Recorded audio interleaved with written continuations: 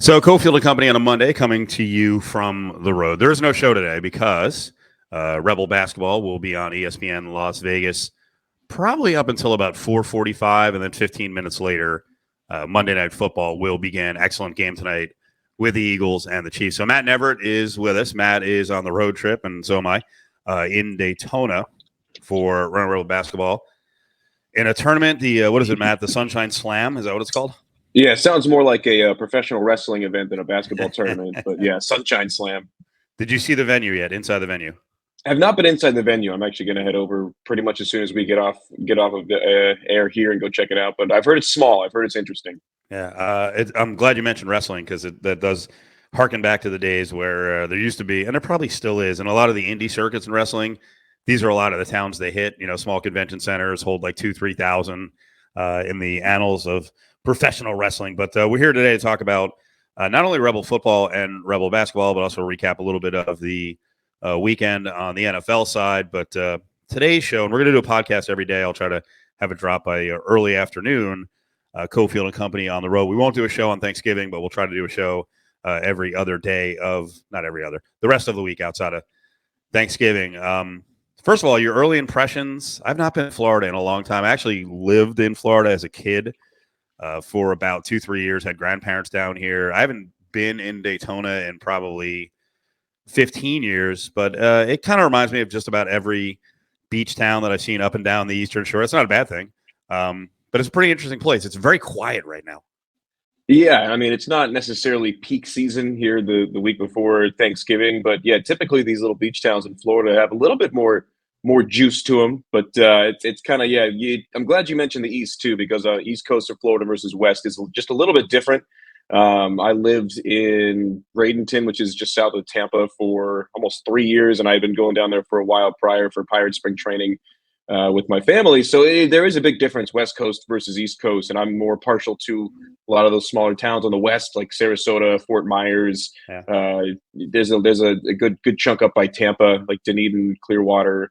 A lot of those little areas I like, but the East Coast is just a little bit different, and Daytona is kind of different. Even among those, it is an interesting spot. I hadn't been here in probably about 5 years. That was probably the last time I was here, but it looks very similar.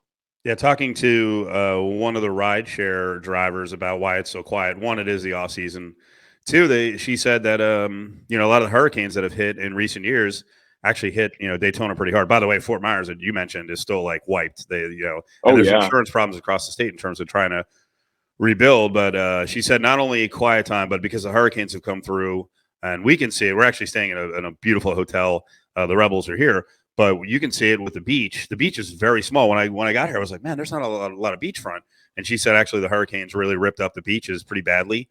And maybe that's why the turnout, because it's nice right now. I know it's off season, but we're in November. It is 74 today. The humidity's not bad. There's a nice breeze. I mean, if people could take the time off the vacation here, it's still a hell of a place. And by the way, I'm old now, so I don't mind being around co-eds and lots of women, but I don't need that when I go to these types of towns. I actually like it when it's quieter, and right now it is quiet. So I'm actually curious. I guess unless Florida State fans drive over here from Tallahassee and other places, I don't know that even this small gym is going to be very full. So it'll probably take us back, Matt, to what you saw at Pepperdine. I'm kind of curious. That looked like a really small crowd. I was in Colorado Springs when the game was being played. What was it like there? Yeah, definitely small, like you had mentioned. Kind of a big high school gym, if you will. I went to high school in Pittsburgh with, I think I had like 2,300 kids at my high school, and it kind of harkened back to that. It was pretty similar, size-wise and kind of atmosphere-wise. They had somewhat of a student section, but nothing crazy. Kind of what you would expect from a slow-moving Southern California town like Malibu, with a pretty I've heard that the campus is interesting. One thing that John Sandler had told me leading up to that trip was that Pepperdine has one of the highest transfer rates among students in the country, because they come there for the scenery. They come there and don't realize that it's a really religious college. They've got the dorms for boys and girls on each end of campus, and you can't be in the other one, and you can't have guests over after a certain time. So it's pretty restrictive based on their religious ideologies. But yeah, I was interested to hear that from John, because that's his area of the country. He loves it down there. And so for him to say that, you don't typically think of like, oh, Pepperdine, you're in that beautiful Malibu, but you get all these kids transferring out because of the religious ideology. Yeah, I thought you were going to say that they transfer out because they didn't realize that they have to actually go to class, because Yeah. campus is right there above Malibu. And I would imagine the temptations. I mean, most of us, when we're in school, it's kind of hard to concentrate and, go to every class. And then when you've got Malibu and all these cliffs right below you, but I didn't realize how staunch it was, or how dedicated they are to I guess I'm guessing it's a Jesuit school. So it's Something interesting. like I have a friend in Vegas whose son was a pretty decent level high school basketball player, and he decided not to play college basketball, but his last two choices to go to school were Pepperdine and San Diego. I was like, whoa, okay, good choices. Yeah, not bad at all. It was interesting too, and it was very indicative of just the sports scene there and just how different it is. When we got there for shoot around, the top row of the bleachers looked out over. If you look out the building, the water polo pool court. Yeah. And they were broadcasting the WCC, the West Coast Conference's championships. They had their conference tournament going on. So when I pulled up, I see something going on, and I go up and I run into like 3 or 4 people with the WCC that I know that were there helping on the organization side. I think that's where a lot of the focus is. They're multiple-time national champion in men's water polo from probably 20, 30 years ago, but that's almost a bigger sport than basketball in that area of the country. And so it was funny to see how seriously they took the production for that. And when we got there, we had to ask 3 different people where we were setting up as the visiting radio broadcast for basketball. No one really knew, and they didn't have chairs. I told John and Curtis, I said, all right, just be ready to stand, but I had to go ascertain some chairs at the beginning. But yeah, it's an interesting sports landscape down there for sure. Men's volleyball is huge. They play in that same gym, and I wouldn't be surprised if they got better crowds for their men's volleyball games than some basketball games. So the basketball game, they wound up winning by 14? Was it 82-68 against Pepperdine? Mm-hmm. For you, what was the story of the game?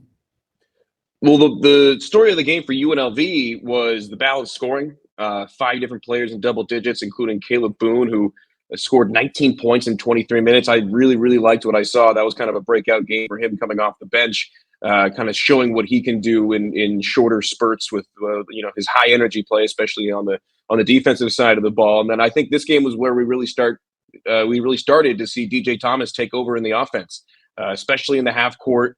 Everybody, was ready to jump all over this freshly 18-year-old true college freshman after the first half of the first game where he turned the ball over 5 times.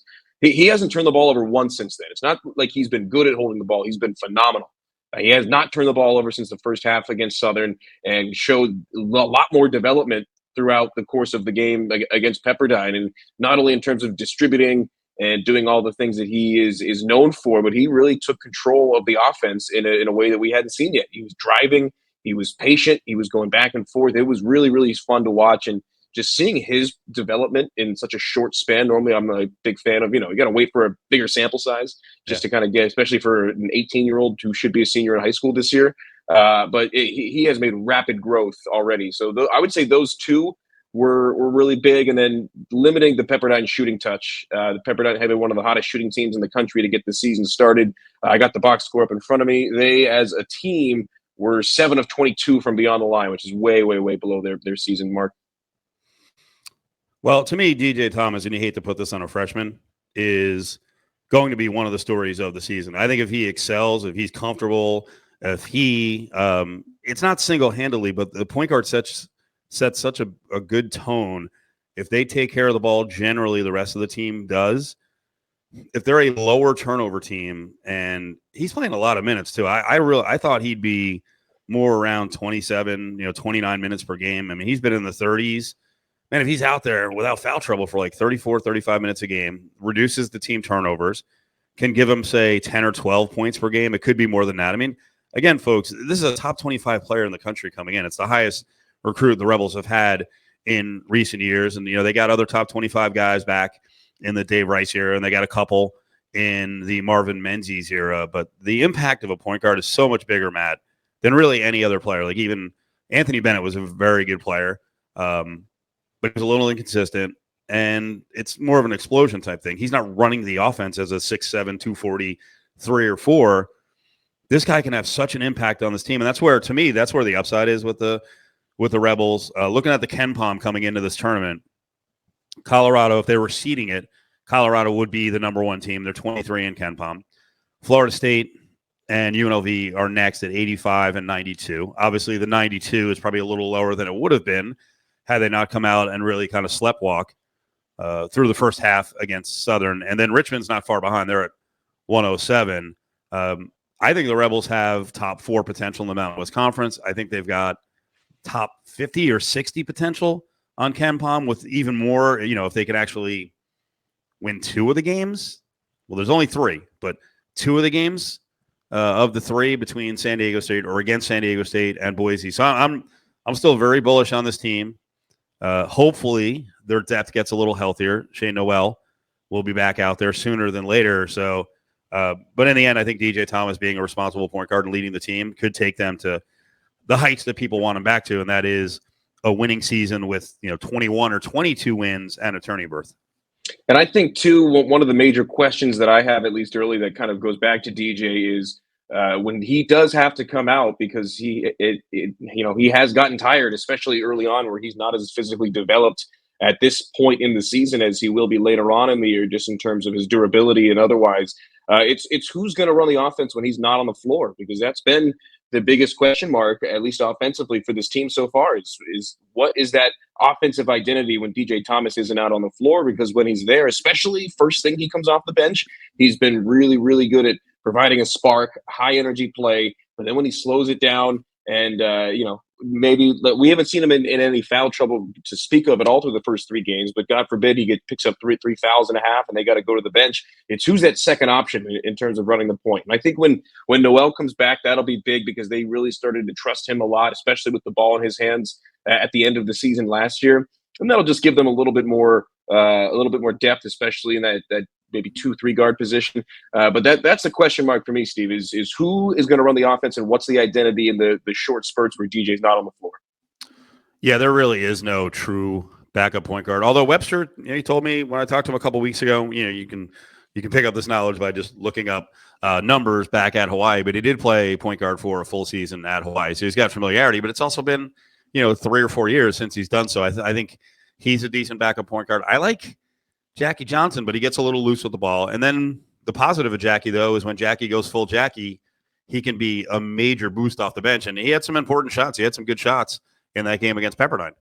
And I will say, this is nothing against Jackie, but he is a point guard in frame. But in terms of his play, he is a 2-guard off ball, doing kind of some of the things that you had said. Now, again, that's nothing against Jackie. That's just his style of play. But he does not bring the ball up the floor and is not a true floor general like you would want out of a point guard.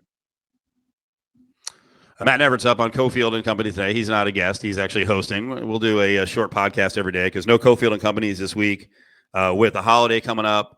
And also Wednesday we ran into a staffing snafu. So we'll be doing this every day except Thanksgiving to get you all the Vegas news and national news, a little abbreviated version of Cofield and Company. And later in the week, we're going to have in some of our other company members, but Matt's nice enough to step up today to play the role. All right, Florida State is 3.5 in this game. What's your read on Florida State? It was interesting hearing Kevin Kruger talk about this team in the pregame scout meeting when we first got to the hotel the other day. He said that this is not only in college basketball, but for guys that are going to go play at the next level, that this team in general might be the biggest and longest team that they'll ever play against. And that's always been a staple of Leonard Hamilton's recruiting at Florida State. They are just always long and fast. So those are two things. It was interesting to hear Curtis Terry talking about it yesterday. He said that while they might be some of the best athletes and some of the longest players they'll ever play against, they don't necessarily have true basketball players, if that makes any sense. They've got freak athletes, but the fine points are something that they're going to have to work on. So I think that for UNLV, if they're able to be disciplined, especially defensively, if they're able to get their switches and communicate well on that side of the ball, I think the offense is going to take care of itself, because this is not a team in Florida State that puts a ton of stock in the little things. Their athleticism will typically win them games. And the hard part of their schedule in the ACC is obviously coming up after the new year. So this is kind of a feeling out process of exactly who they have as well over on the other side. So it's going to be an interesting matchup, mainly because of the size and athleticism of this Florida State team, not only this year, but pretty much every year creates a lot of problems in the non-conference schedule. Yeah, they're only shooting about 34%, which isn't terrible. But Florida State is not a super deep threat team. They just in terms of size, Minnesota was a really big team last year, and the Rebels just crushed them defensively, and they sped up the game and kind of neutralized all the size. So I would expect them to try to do that again. And then in terms of improvement, do you look at anyone on the team where you're like, man, we haven't seen the best of that guy yet on the Rebel side? It's interesting because when you say that, my mind immediately goes to Jalen Hill, but then you got to remember he's putting up numbers every game. They're just not necessarily flashy, and I think he has been a real linchpin of this team so far on both sides of the ball. I don't think we've really seen the breakout game from Luis Rodriguez yet, where he kind of has his way and does whatever he wants. He's kind of pigeonholed himself at least early this year into a lot of outside shots, and while they have been open, that's not necessarily his strength. He's a guy that should be taking 3 to 4 3-point shots a game maximum. He's shooting like 7 or 8 at this point. So I think once Luis Rodriguez really gets comfortable at getting downhill once more, getting the ball at the top of the key and just putting it on the floor. Now, this Florida State team may not be a team that he's able to do that as much as he'd like to against, but I think that he's a guy that once he gets into his own offense and they find ways to utilize the ball and get him the ball with the full head of steam running towards the basket, I think that unlocks a whole other element of this offense. Yeah, I agree with you. I think Lou Rod just maybe a little more efficient on offense. That helps a lot. He's taking 19 threes in 3 games. And then Justin Webster has to get going. Justin a year ago wound up shooting above 45%. So far, he's 5 of 17, and I'm sure he'll get it together. He was a little slow coming out of the gates this year. And, it's funny, last year, about 2 weeks ago, I was talking to him, and he said, well, last year I got off to a bad start because I really wasn't physically ready. I just wasn't ready to go at the beginning of the season, and he thought he had it all shored up. He worked really hard in the offseason. So it's only a 3-game sample. So if he gets back to his norm, that brings up a massive difference. And the other thing is, defensively, some of the big guys have to catch up. So, and Rob Whaley really is a big guy at 6'5" and 260. He's going to play mostly the 4 and the 5. But what happens, and just use last year as an example, really just about every year, if you have guys at the 4 and 5 who can't defend, especially on the perimeter, teams are going to see that.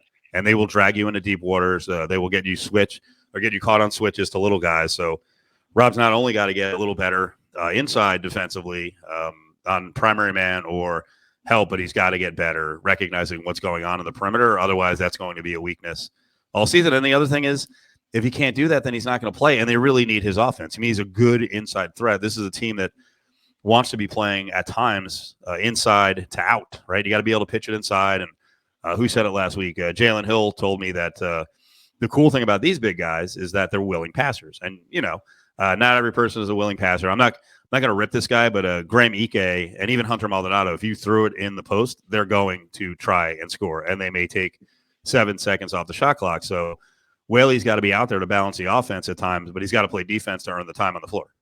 Yeah, and it was interesting to hear Jalen talk about that. I think that interview was during the coaches show, right? Because he was talking about the willing nature of the passers and just how good the vision of Whaley is on offense. And he's almost a guy too, where once you like to see him get his confidence up a little bit, maybe take a little bit more of that Ike Maldonado approach of, especially if he does get switched onto a 6'4", $190 3 guard, he can put the ball on the floor and dominate when he wants to. But I think for him, it's just a matter of slowing the game down. And like to use the example of DJ Thomas, he has done a good job of slowing the game down already in 3 games, a small sample size. But we knew coming in that his court vision was otherworldly. His instincts were, just a little bit different. For a guy like Whaley, we may see that development. It just might take a little bit longer.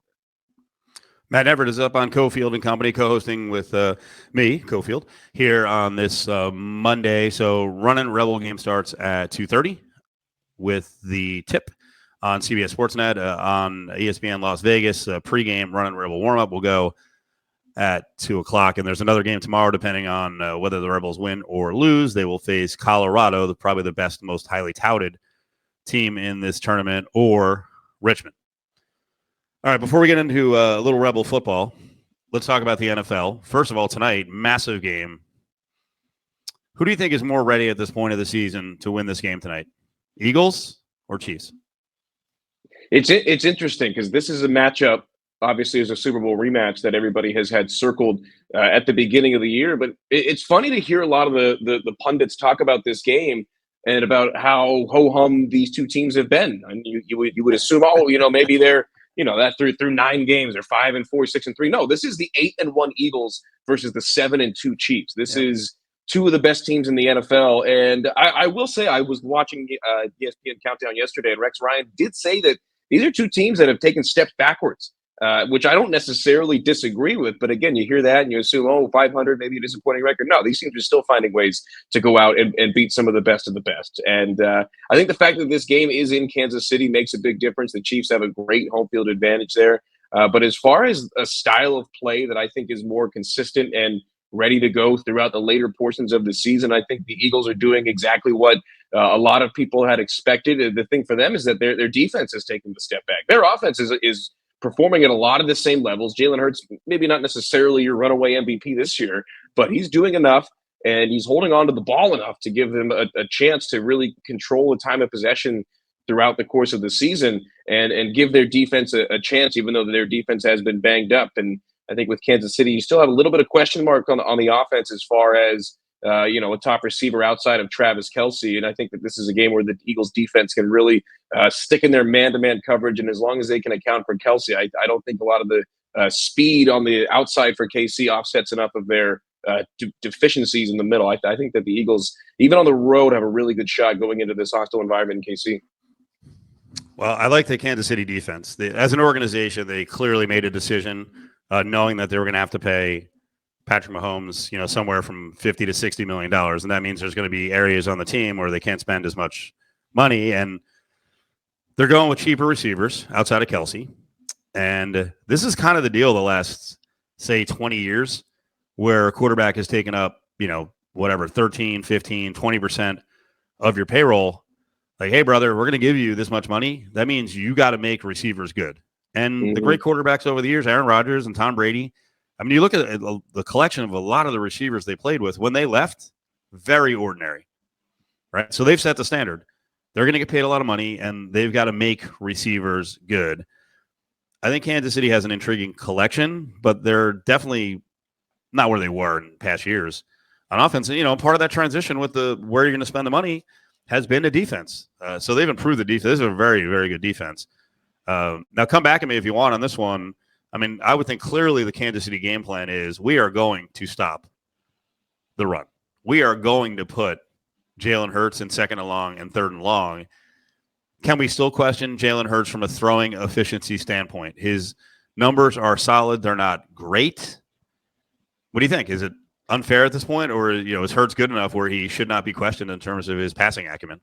I think you could always question a guy like that, especially in a Super Bowl rematch. These are two teams that are in rare air in the NFL right now, as far as these are two teams that everybody agrees are the top tier, the upper echelon. If you were thinking of the top 5 teams in the NFL right now over the last probably 3 years, these are two of them. So I think people get up to that level and they go, "Oh, you can't question anything." That's the beauty of football. You can question everything all the time, even a guy like Jalen Hurts. And I think you're spot on with how this KC defense, where their specialty is that front seven. This is not a team that has a vaunted secondary. They're good enough, especially with a lot of the areas that they're really, really stellar outside of there. But I do think that this is an opportunity where they can try and test Jalen Hurts. And I would say keep an eye on A.J. Brown. I think if they're really going after the middle and the run game, like you said, I think that there's going to be a lot of opportunities in the play action for Hurts and Brown. And it's one of the best play action attacks in the NFL. That all said, I'm going to take the Eagles. I'm going to take them in the tough environment, plus the points. I don't think that the Chiefs will stop their run game. I think they'll have a balanced offense, and I think they're a better team right now, and especially if they can keep the pace down. So I think the Eagles are going to win. I guess the score doesn't matter, does it? Well, it does for the total. I'll go Eagles 27-24. What do you think? I could see similar spread. I think it'll be lower scoring, something like 20-17. I could see, a little bit less offense. You got a handicap though. Is Taylor Swift going to be in attendance? That's the big handicap for this one. I don't think so. Point. I think she's in the middle of a tour right now, right? Yeah, she's in South America. So I would say no. So that I think that swings it to the Eagles even more so. What's the point spread factor? Taylor there, Taylor not. Is it a 6-point difference? Oh, I don't know if it's that much, but it has been interesting that people have been, keeping an eye on that. I would put it closer to 3 or 4 if I had to do it, but I'll be interested to see. I've never cared enough about Taylor Swift, or as much as this year, I should say. We got to get her tour Yeah. schedule and overlay it with the NFL schedule and see where she'll be in January, February as we approach Super Bowl time. By the way, if you're listening to the audio version of today's Cofield and Company, you can hear me laughing in the background. We're both smirking. I don't think there's a 3 or 6 point difference with Swift there or not there. Although Kelsey has really performed well when she's been there. So, couple of thoughts on the NFL weekend. I'll give the Raiders credit. Long road trip, a little bit of humidity in South Florida. It's never a home field advantage for the Dolphins, so there are plenty of Raider fans there. For any NFL team, you don't want to be like, hey, moral victory. But the fact that off the 2-game win streak, with the travel, with the coaching change, they actually performed okay. Aiden O'Connell still being Aiden O'Connell. Now, the problem is they play the Chiefs next week, but the Chiefs will be on a short week, so maybe they've got a shot in that one. But I'm getting a little bit encouraged. Am I a fool? A little bit encouraged for the close of the season that – if they go 500, that's not exactly where they want to be at the end of the season. It's also not where they want to be in the draft. But in terms of progress, I think they have a chance to be respectable the rest of the way. I think so. And I mean, they're 5-6 right now, but they're 1-5 on the road. So they're a team that plays well at Allegiant Stadium. They've got a couple of games that are coming up, as you had mentioned. I thought that O'Connell has not looked intimidated, hasn't looked scared. Officer Favre has gone out there and slung the rock. He threw the ball 41 times yesterday, and that was after being down for a good chunk of the second half. They got up to that lead in the first half and then stalled offensively. Josh Jacobs really hasn't had a supplementary necessarily type of game since O'Connell has been there, but they haven't necessarily been in situations with big-time leads where they can just give him the ball 30 times a game.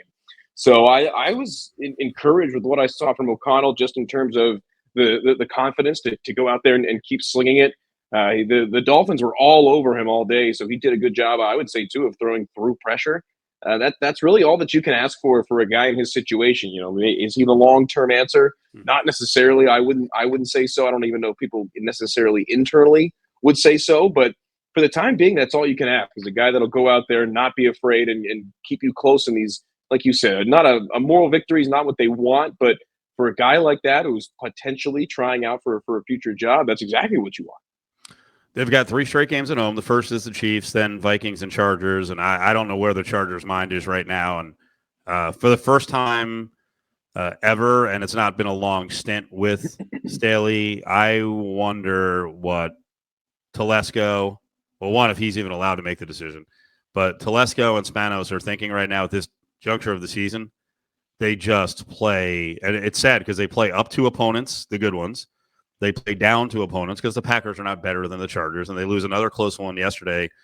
I wonder if Spanos, is there any thought there to moving on from Staley? And I like Staley, and I think he can be a good coach, but they don't have what it takes in close games. Their defense wasn't terrible yesterday, but would they make the change, or is he going to stick it out with Staley? I'd like to see what Kellen Moore can do as a head coach.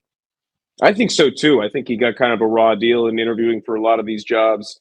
After last year, 2 years ago, whenever he had his rounds of head coaching interviews, and he's an innovative offensive mind. There really is no doubting that. It's just a matter of how we can manage the rest of the team. I think that Staley and Herbert are kind of intertwined. I could definitely, I think that their fates are intertwined in a way. I don't see them making a midseason move, although I was interested to see. I don't know if you got a chance to see Staley's press conference or at least the highlights from it yesterday. He kind of snapped at some media members, was really snarky and short with a lot of his answers. And he's normally a guy that accepts, a lot of these one-score games, and he's up there at the podium right away and answering questions respectfully. Yesterday was a kind of a different connotation to a lot of his answers, and I don't know if that's him turning a corner or him feeling the pressure, but it was just a little bit different for a team where they've had so much of the same year after year after year under his leadership. It felt a little bit different yesterday, and I think that is the kind of game. If they were going to fire him this week, they would have already done it. But I am not a fan, generally speaking, of major mid-season coaching moves if you can avoid it, especially if there's not one candidate that could slide over and take over in the future. Kellen Moore is about as close to that candidate as you could expect with any team in the league. But I just don't see them making a move unless something drastic happens in the next couple of weeks.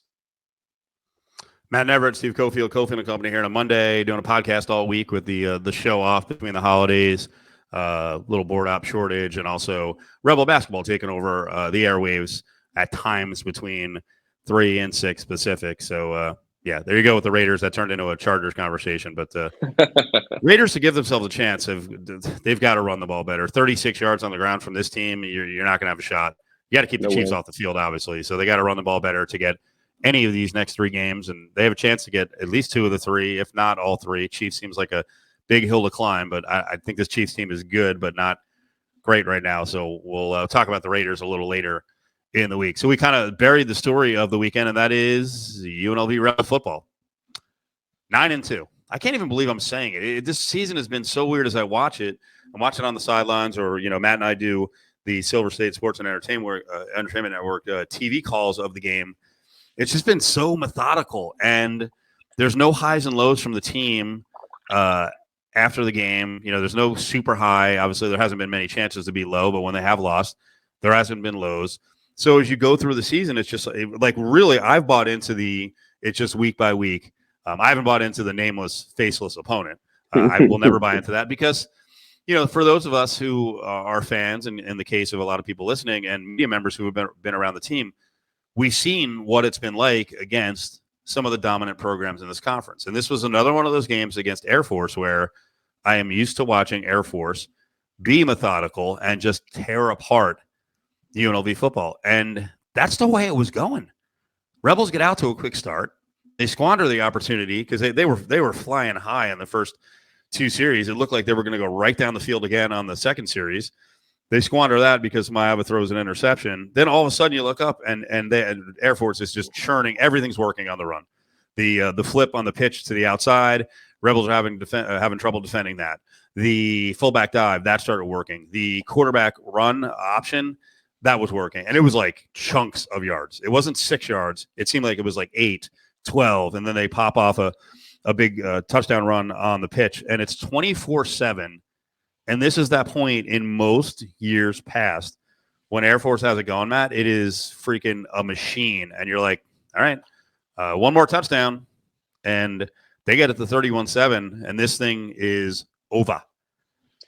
And the Rebels made a little bit of a defensive adjustment in the middle of the second quarter, but they just made some plays on offense to stay alive and go to the half at 27-14. I do have to talk about the first half offense first. Air Force goes out there, and they've got one safety help for Ricky Whiteside of the field. Disaster. So he goes 78 yards for a touchdown. And, man, they came up with a really big, again, I'll use the word methodical drive to get a Vincent Davis touchdown. I don't know if it's 24-7 or 27-7 going to half. I don't think they come back and win, but they did it again with another great second half. And it's been about the adjustments. And I don't think that the coach, as much credit as the coaching staff has gotten throughout the year, and deservedly so, I think one area where they don't get enough credit is those halftime adjustments, because we've seen it game in and game out. That Wyoming game at Allegiant, where Wyoming scored 14 points in the second quarter, and then that was it. They had something like 80 yards of offense in the second half. Same deal with the Colorado State game. Same deal with this game. It has been just every week a close game at the half or even down at the half. And then the adjustments, especially on the defensive side of the ball, have just been marvelous. They have been so good in the second half against some of the best offenses on the West Coast. And this Air Force game, obviously, as everybody knows, it's a little bit different game planning wise. And they are so good at shortening the game. Air Force is, once they get a lead, they don't typically blow it. But we've seen over the last 3 weeks specifically that this is not the same Air Force team that we saw at the beginning of the year, a team that got all the way up to number 18 in the country in the rankings. And I think the big one this week was no Zach Larrier. They were without their starting quarterback, their starting running back, and their 2 leading receivers. So right away they had offensive deficiencies, but that's not as big of a deal for a team like Air Force, where they kind of just are able to plug and play because of the system. So I think that being able to adjust and right off the bat against the different personnel and then making the readjustment at the half, I think those were the 2 key things from the coaching staff perspective from that last game.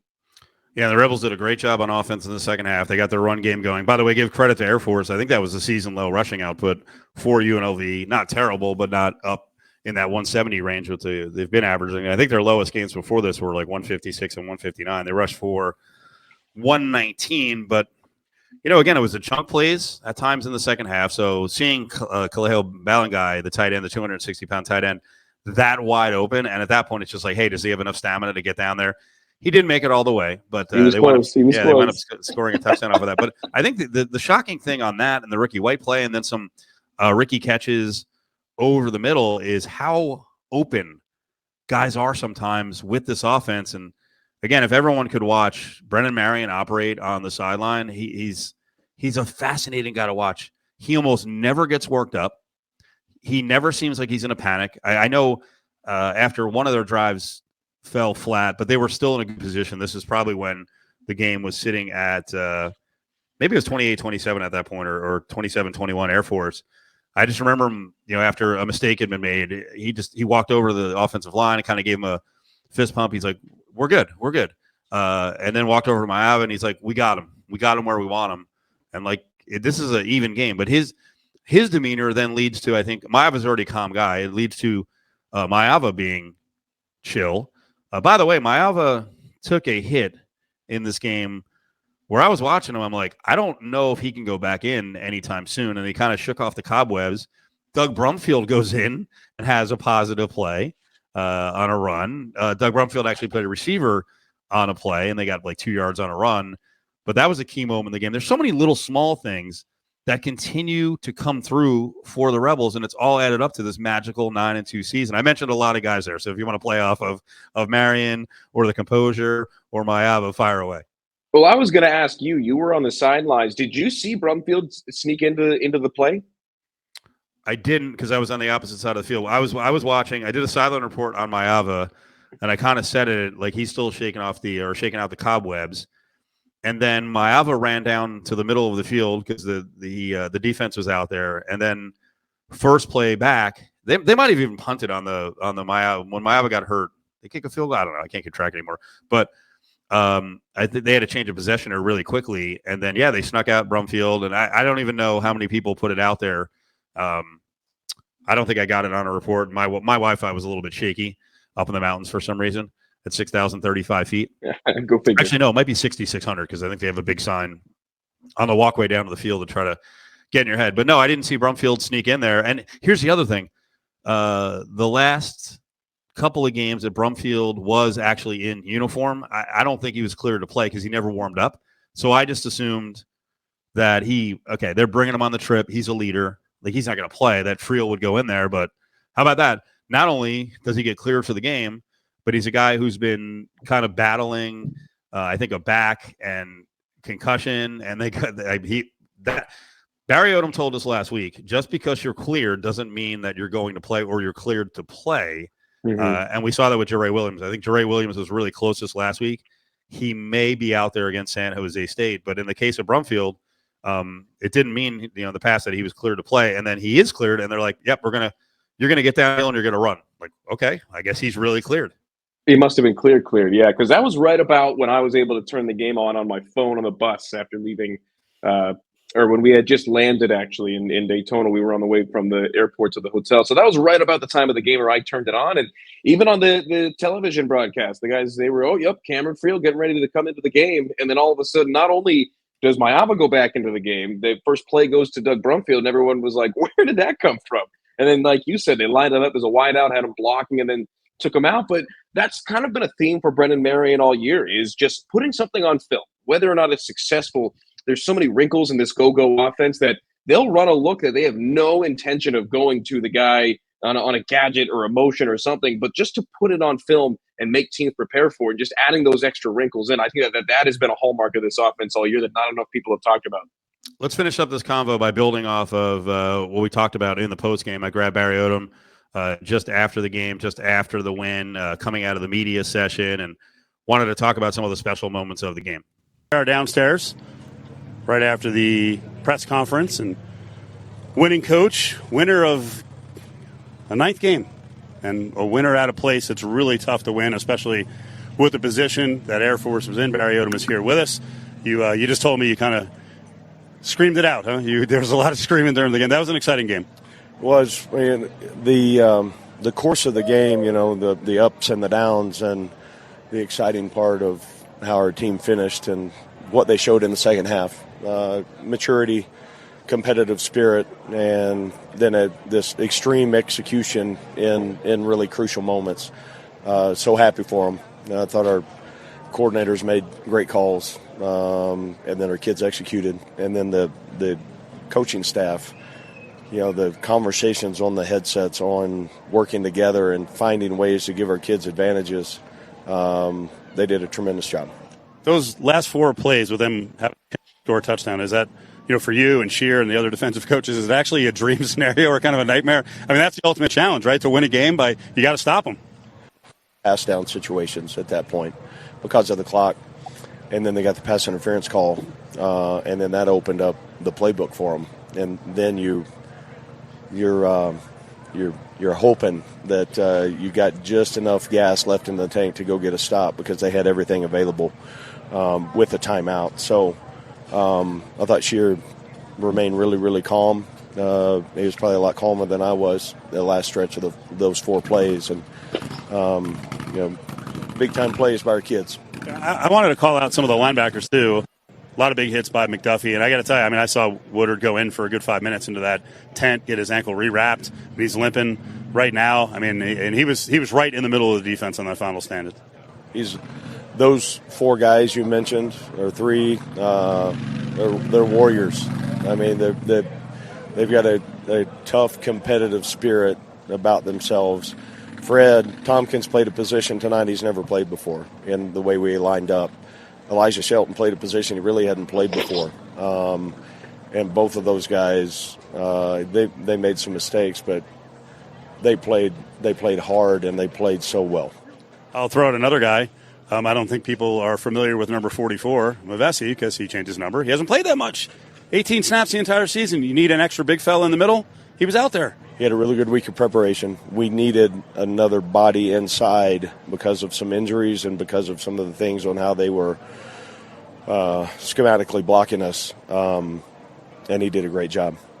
I'm not a very good scout, or I can't sniff things out. A fake punt, and I had seen Nichols and Walker Harden throwing. I'm like, why are they throwing today? And then all of a sudden, fake punt. Big time play. We were hoping to get the ball, and you don't want to have to call that, but we also have worked it so many times that we felt confident in the call.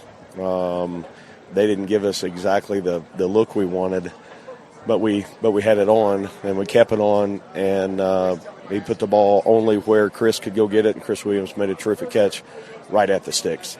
I thought your drive in the third quarter was also very indicative of the way you guys have played this year. You don't get too emotional. You don't get too high, too low. You had 2 monster touchdowns taken away by penalties. Get back to work. It's hard to overcome those things, and would rather us not have to, and we've got to get those things fixed.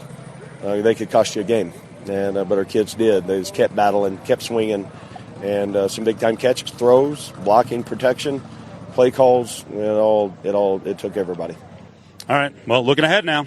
It's another big one. Every week seems like it's a big one, and now you're really in a position to seal something pretty special here against San Jose State. Isn't that awesome? We're going into Week 12, and we have an opportunity to do some things that hasn't been done here as a program. We got the opportunity to play at home, and we will.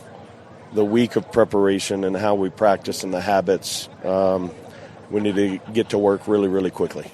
Lots in that interview to break down, and I will mention coming out of the interview, that guy right there is absolutely a top 5, if not top 3 candidate for National Coach of the Year. He at this point, he has to be the Coach of the Year in the Mountain West Conference. But now, he's on the national stage with what he's done. +4 in wins, a chance to finish it off here with a 10th. Is that right? It would be 10, yeah. A 10th regular season win? That is insane. So what struck you? Because I want to break down a couple of things in the interview. You take us where you want to go. Well, it was funny listening to that because it It sounds like a bad thing, but it's not. That sounds like most of his interviews throughout the year. He gives credit to his coordinators. I've never seen a coach at this level of D1 football give so much responsibility day in and day out to his coordinators. He lets them do their own thing, and it's such a cohesive unit as far as the coaching staff that he gives them credit all the time. And I really love that. I can also tell, just based off of that interview, when you said your 9th regular season win, he goes, yeah, how about that? Like, it's kind of like he is jacked up. And for a guy that really doesn't, you talk about Marion not getting too high or low, Odom is deadline for better or worse. That's his style, and it's worked out really, really well this year. And lastly, just to add to it, some of the lines that we've heard from him before, on to the next one. They're ready to go. I mean, he was looking at San Jose State on the plane on the way back, on the bus on the way to the plane. I'm sure he was ready to go. And again, that's just been the theme of the year for him. So I was kind of laughing at some of the parts of that interview. Not that they were bad answers or wrong in any way at all, but it was a lot of the same stuff that we've heard. But as they say, if it ain't broke, don't fix it. And it's been fixed most of the year. How about a fake punt? Yeah. Where if you don't execute it, or Nichols blows the pass, throws it outside, underthrows it, overthrows it, throws it inside, could have been an interception, and frankly, could have been taken all the way back. And I'll mention it again. I'm not saying the Rebels are lucky, but man, they have gotten good fortune in a lot of these cases. Nichols winds up kind of underthrowing it. Air Force actually covered it. They had 2 guys in the area. Then your receiver is Chris Williams, a backup defensive back. He has to go up and make the catch, and he makes it. The sideline after that was going friggin' crazy. And as I mentioned in the interview, I kept on the sideline most of the time. I'm doing one or two things. I'm dodging, because I'm always walking in front of that freaking kicker's net. I'm dodging the place kicker practicing, which, by the way, is very interesting. Another interesting note. I don't know why it took me 11 games to notice it. I'm like, Jose Pisano never practices kicking. Like, I remember Gutierrez was a great kicker, but it was like Gut would be over there, practice, but like just all the time. So I'm either dodging that, but with this year I'm safe, or Nichols and Walker Harden practice the snap and catch all the time. And I noticed in the first half, I'm like, they're very chill today. Why are they playing catch so much? Nichols was throwing like all first half. And then I guess they didn't have spies on the other side. And I don't even know. I don't even know if Air Force could sniff that out. It was crazy. It was a perfect time. And man, we react to that in a second. But going back to Brendan Marion for a second, there are so many times where his play call is the exact right play call, and that's why you have wide open receivers or good run lanes. Man, this coaching staff, the way they've coached, has been tremendous. And just position by position, there really isn't a leg of this coaching staff that leaves something to be desired. As I said earlier, it's just been such a cohesive unit from top to bottom all year. More or less, the messaging has been the same. If you ask anybody certain questions, they're going to give you the same answers. And it always helps when you win. That is for darn sure. Is when you're winning, everything just gets a little bit easier. And it also helps when you're winning and every unit is picking up their part of it. I mean, there really isn't one area where they are bad. And, there's areas where they're thinner personnel-wise, especially in the defensive backfield. But, again, those coaching adjustments, going with different styles of defense in different games is something that, especially at the college level, you just don't see. You don't see a team going between a 3-3-5 and a 4-3. And you heard Barry say in that interview that they had Fred Tompkins playing a position in a role he had never played all year. It's the 11th game of the season, and you're on a now a 9-win team, and you're just rolling out a different defense. You don't see that. So the coaching is something that gets some credit, but there's a lot of coaches that don't get nearly enough credit on this Rebel sideline for sure. And you were watching when they had the last 4 down stop from the 9-yard line. That was right as we were getting to the hotel here. I was one of the last ones off the bus watching it on my phone. Yeah. I mean, what were you thinking going into that? Because I hustled down to the end zone, and I'm like, there's no way they're stopping them. I mean, this is I don't think Troy Calhoun managed the clock well enough. I thought he kind of squeezed himself. And I know they were, in addition to scoring, they were trying to run down the clock to make sure UNLV didn't have another chance. But you got to score. You got to use the time to your advantage first before you're worrying about the other side. But, that offense, churning, and then options. Again, it's the dive. It's the pitch outside. In the first half, it was actually running kind of over tackle in the C gap, which is one of the adjustments they made. I think Caleb Herring mentioned it during the game. He's like, okay, so we got some adjustments here in the second half. Jalen Dixon is recognizing that gap. That's kind of his responsibility, but it was running there. And then their quarterback, I thought, for a backup quarterback, did a great job on the ground. When it was a quarterback keeper or, it was option and then quarterback keeper, he was great. I'm like, they have all these options. They're going to score. But then they got behind the sticks, and then they had to throw. And you see what happens if they don't truly have the threat of a run and they can play off the run to pass. The passing game is just not efficient. I think someone tipped the ball on. I think he tried to throw out to his left, and someone got a tip on that one. I heard someone say it was Jackson Woodard who got the tip, and then the fourth down play was covered really well by Fred Tompkins. And I was down there. There really wasn't an angle for, and it wasn't a great ball. There really wasn't an angle for the Air Force quarterback to get it in there. And as I mentioned, Jackson Woodard was hobbled. And as soon as he would go on the field, it was like the adrenaline rush. So he came up big. Obviously, the guys up front played a great game. I was looking at the PFF numbers for snaps played. They kept a tight ship. They only played 15 guys on defense, which may sound like that's a good number. It's not for this team. They usually play 18, 19 guys, and I don't think anyone got less than about 27 snaps. So they were out there. They didn't rotate a whole lot, and there were guys like Shelton, Tompkins, Woodard was out for a little bit, but there were 74 snaps to be played, and a lot of guys played all 74 snaps, Matt.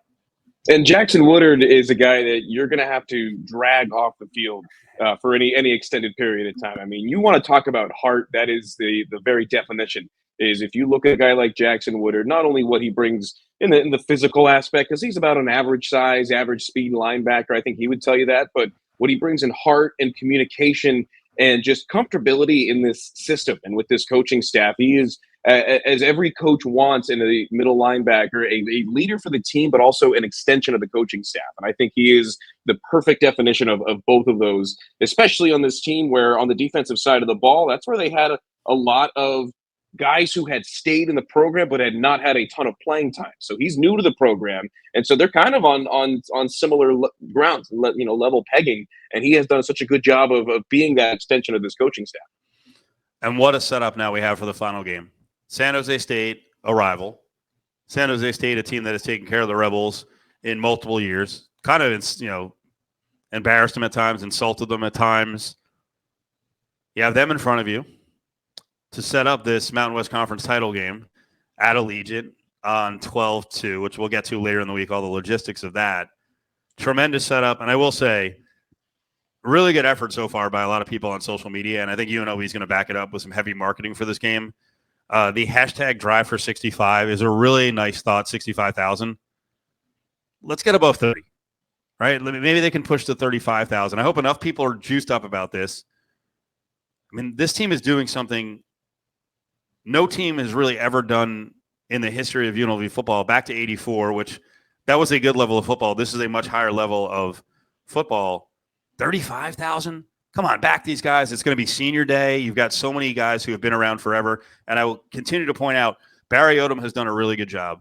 But the backbone of this team has been a lot of the guys who've been around for 5 years, going all the way back to Tony Sanchez here. It has made this possible.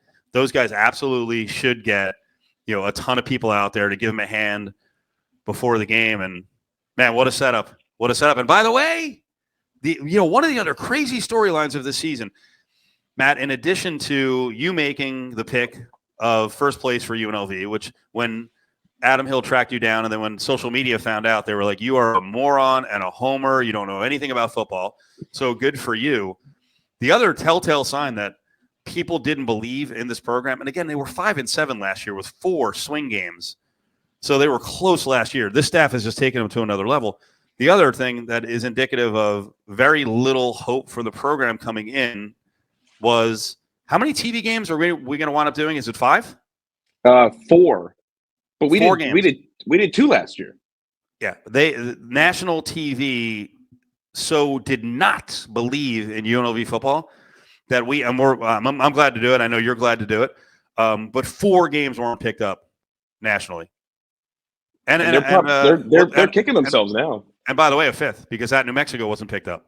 That was the one. So 5 of the 12 games, TV's like, UNLV football, not worth our time. How cool is that? I'm sure. By the way, we are doing the finale, going for a 10th win, trying to lock up the conference title, trying to lock up a spot in the Mountain West Conference title game, which I love doing it, but it's going to be on Silver State Sports and Entertainment Network. And how cool has this worked out, right? It's been great, and I definitely don't expect us to get 4 games next year, so I'm enjoying it while we got it. But as far as the game itself goes, I don't think you could have any more opposite of a matchup coming in. UNLV played at Air Force, who had lost their 2 previous games coming in and are obviously the most run-heavy team in the country. Now they come home against San Jose State, who is the hottest team in the Mountain West outside of UNLV. They've won their last 5 in a row after starting out 1-5. They are as pass-heavy as it gets in the conference. And, the stakes as high as they are. I mean, this game is going to be incredible. I think when you and I had looked at the season schedule-wise at the beginning part of it, and we had said, that'll just be another game at the end. You and I, even with our high expectations, did not expect this game to have as much meaning as it has. And yeah, definitely the logistics of if they win and have to host the Mountain West Championship next year, or next week rather, will be very interesting. But it's a good problem to have. It's one of those problems that you would like to have as a program. Good job, Matt. Before we get out of here, you want to make a prediction on Rebel basketball tonight again? Well, it's not tonight. We're on the East Coast, so it's 5:30 here, but it's 2:30 in the afternoon in Vegas. Runnin Rebel warm-up brought to you by IBEW and Nika. Warm-up is going to be at 2 o'clock Pacific. What do you think? Can the Runnin Rebels eke out a victory here, or put on record an impressive victory against Florida State? I could see it, and it would be an impressive victory. I mean, it's 2 teams that are rated similarly. Haslametrics has them close. As you mentioned, Ken Palm's got them close. But just the name recognition in Florida State, I think, could go a long way to sparking a fan base, especially once they come back home and play against Akron at the Thomas and Mack Center next week before the rodeo comes to town. I think that is one of the names that we had mentioned. I think if Justin Webster, especially early, can get a hot shooting hand, it really gives them an element that they have not had on the outside. They've gotten plenty of open looks. We've talked about Webster's slow start. We've talked about Luis Rodriguez having the opportunities from distance. They just haven't really been able to knock them down between the pair of them. Obviously, Webster is the stronger sharpshooter out of the 2 of those. And I think in a game like this, where Florida State's so big, so athletic, especially down low, to where Luis Rodriguez may not be able to dominate in the paint like we've seen with some other games, and that's really where he's at his best offensively. I think if they're able to spark some open looks for Justin Webster and he makes 1 or 2 of them early, I think it could really add a whole other element to this offense, because if DJ can get on the same page with Webby, where they work off screens well, I think that they're going to really, really have a shot. And then somebody off the bench outside of Caleb Boone, I think, is going to have a big day. You don't need 20 points out of Rob Whaley. You just need good defense, holding onto the ball, limiting the turnovers, and running a lot of that offense, as you had said, inside out, that can really give them that element of a shooting touch as well. So I think it's going to be a close matchup. I will go, being a homer's worked for me this year in a lot of other areas. I'll say UNLV by about 4 or 5. I'll say lower scoring game. Let's call it 70-65. All right, Matt, good job. I don't know if you're getting a pregame snack, but maybe the search continues for some above average pizza. What do you think in Daytona? Yeah, especially with the ones that we had last night. We're still looking for above average, yeah. There you go. All right, there he is, Matt Neverett, Cofield. We'll be back tomorrow. Around this time, we'll have it posted. Check on social media at Steve Cofield, and also on YouTube on the Cofield page. So we'll talk to you tomorrow, and make sure you're listening and watching the Runnin' Rebel game tonight.